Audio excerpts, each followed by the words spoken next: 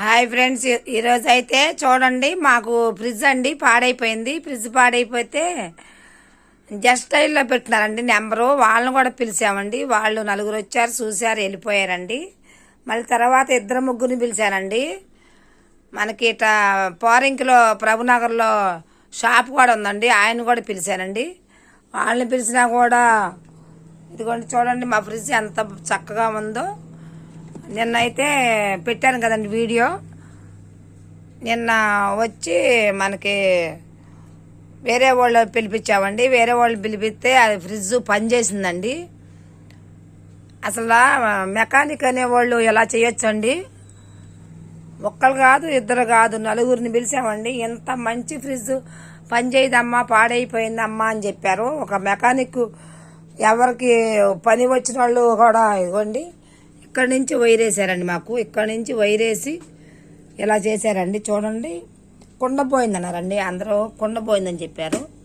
కుండ పోయిద్ది 8 ఏళ్ళు అయిద్ది, 7 ఏళ్ళు అయిద్ది అని చెప్పారండి. అబద్ధం ఎందుకు చెప్పటం ఇలా మెకానిక్లు? అదైతే మాకు కుండ పోలేదు, బాగానే ఉందని చెప్పేసి మాకు 1500లోనే ఈ ఫ్రిడ్జ్ చేసి పెట్టారండి. ఒక్కొక్కళ్ళు 9000, 10,000, 8,000 అయిద్దని చెప్పారండి రకరకాలుగా.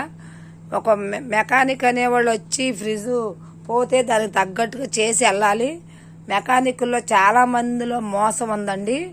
అసలు ఇంత మంచి ఫ్రిడ్జ్ ఉల్లిపాయలకి వేయమన్నారండి. వేస్తారా మీరు చెప్పండి?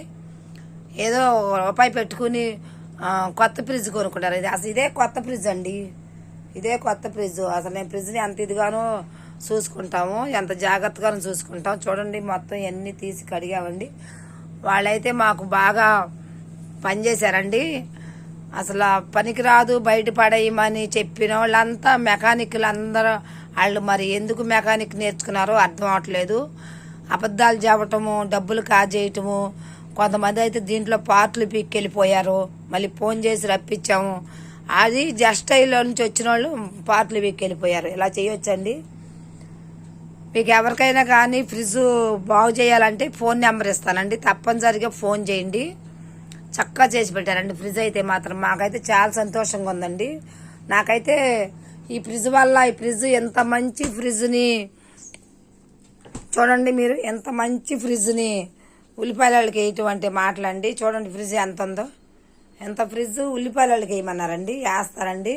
అసలు ఎక్కడా కూడా చెక్కు చెదరలేదు, ఎక్కడా కూడా ఒక గీటు పడలేదు. ఇది పాత ఫ్రిడ్జా, బాగు చేయించినాయి. 9,000 అన్న వాళ్ళు తీసుకొచ్చి ఇప్పుడు చూపించాలి. మనకు 1500తోనే ఫ్రిడ్జ్ అయిపోయిందండి. కుండ పోకుండా కూడా కుండ పోయిందని చెప్పారు. అసలు కుండ పోకుండా కూడా పోయిందని చెప్పారు.